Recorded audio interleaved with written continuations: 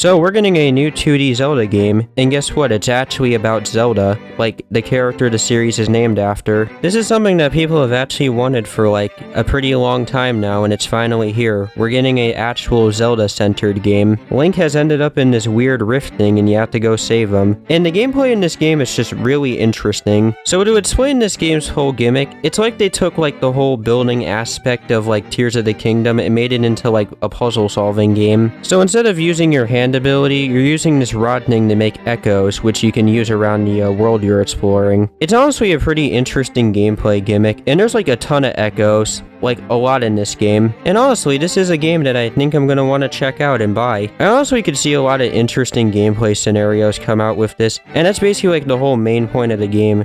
Just do whatever you want with like the echoes you're given. I am really curious to see how dungeons are gonna work in this game.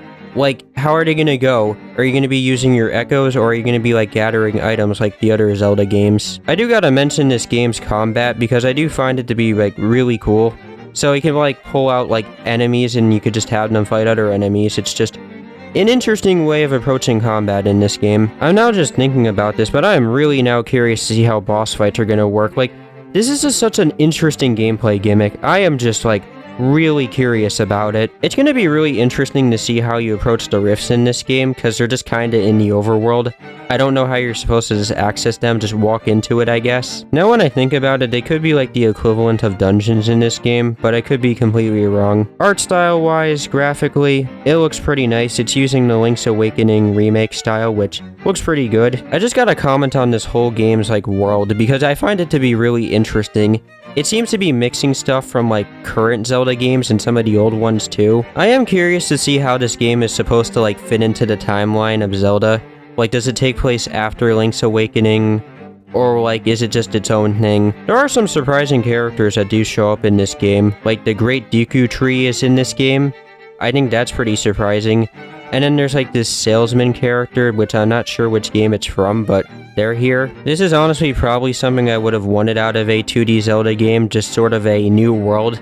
Because it seems that this is a brand new world, with a few things being taken from other Zelda games, and honestly I like what they're doing here. I am liking Zelda's gameplay style in this game, and honestly I just think it works pretty well for her character. And honestly I wouldn't mind seeing this gameplay style return for Zelda. I just think it works pretty well for her, and it's different enough from Link's with like some deviations, like she can pull out enemies, and she basically can just do whatever she wants with the echo abilities. It's just a really cool gameplay style that I think works for her. So overall, this is going to be a pretty interesting Zelda game, and for being the first Zelda-centric game, I think this works pretty well for her. Even with Link being gone, I do feel like he's still going to have a prominent role in this game. Same for like Pig Ganon.